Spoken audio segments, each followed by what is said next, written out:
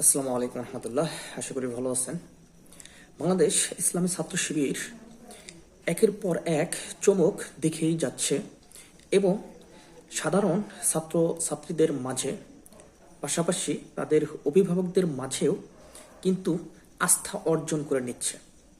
বিষয়টি যদি একটু খোলাসা করে আপনাদেরকে বলতে চাই, সেটা হচ্ছে বিশ্ববিদ্যালয়গুলোতে ভর্তি পরীক্ষা শুরু হয়ে গিয়েছে।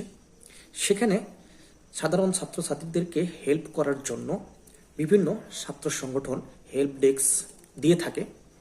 সেই হেল্প ডেস্কগুলোতে সে সমস্ত পরীক্ষার্থী তাদের গুরুত্বপূর্ণ পত্রগুলো, যেমন মোবাইল ফোন, ব্যাগ এবং আরও যে বিষয়গুলো তাদের সাথে থাকে, সেগুলো কিন্তু সেই হেল্প ডেস্কগুলোতে নির্ভয়ে রেখে দেয়। আর এখানে সবচাইতে পরিলক্ষিত করা যাচ্ছে বাংলাদেশ ইসলামী ছাত্র শিবিরের হেল্প ডেস্কগুলোতে উপচে পড়া ভিড় এবং মানুষের ভিতরে এক ধরনের আত্মবিশ্বাস এবং নির্ভয়ে সেই জিনিসগুলো তাদের কাছে রাখতে। আমরা এমনটাও দেখতে পারলাম, অনেক ছাত্র সংগঠনের হেল্প ডেস্কগুলো ফাঁকা পড়ে আছে। তারা কোনো ছাত্রদের বা ছাত্রীদের কোনো সরঞ্জাম তারা তুলনামূলকভাবে সেভাবে কিন্তু পাচ্ছে না।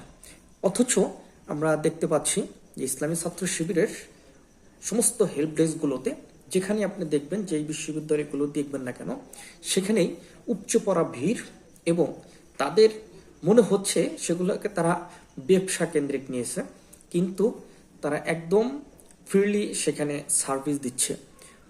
এটা এমন একটা আস্থা অর্জন করে নিয়েছে ইসলামী ছাত্র শিবির ছাত্রদের মাঝে, পাশাপাশি অভিভাবকদের মাঝে। আসলে আমরা বাহিরে তাদের নামে যেই প্রোপাগান্ডা বলেন, মিথ্যাচার বলেন, আমরা শুনে থাকি, আসলে সেগুলোকে উপেক্ষা করে ছাত্র সমাজের মাঝে, তাদের অভিভাবকদের মাঝে বিশাল একটা আস্থা অর্জন করে নিয়েছেন। এটা কিন্তু স্পষ্ট দিবালোকের মতো পরিষ্কার হচ্ছে।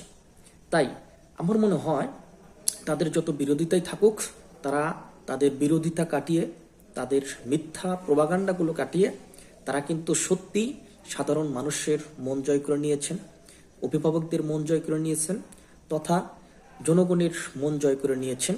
এটা কিন্তু এই বিশ্ববিদ্যালয়ের পরীক্ষার হেল্প ডেস্কগুলো দেখে এটা বিবেকবান, বুদ্ধিমান ব্যক্তিরা কিন্তু পরিলক্ষিত করতে পারবেন। আপনারা কি মনে করেন? এটা কমেন্ট বক্সে জানাতে পারেন। তো ঠিক আছে, ভালো থাকবেন, সুস্থ থাকবেন।